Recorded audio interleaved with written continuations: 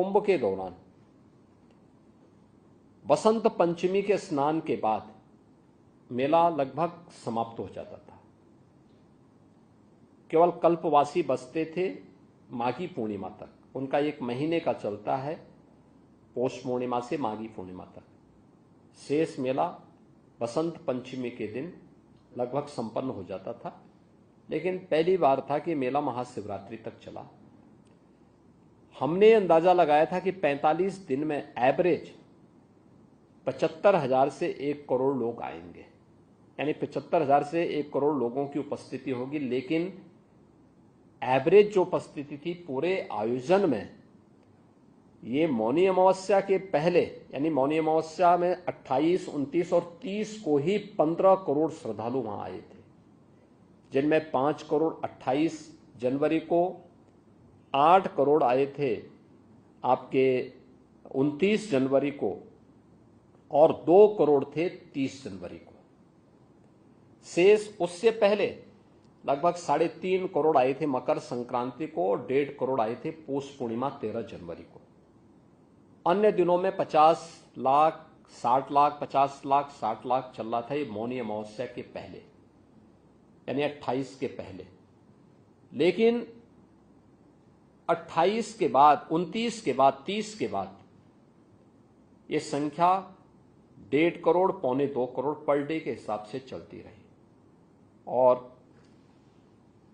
आपके लगभग 3 करोड़ के आसपास थी बसंत पंचमी के दिन, 2 करोड़ के आसपास थी आपके माघी पूर्णिमा के दिन और बाकी अन्य दिनों में 1.25, 1.5, 1.25 ये संख्या वहां निरंतर चलती रही।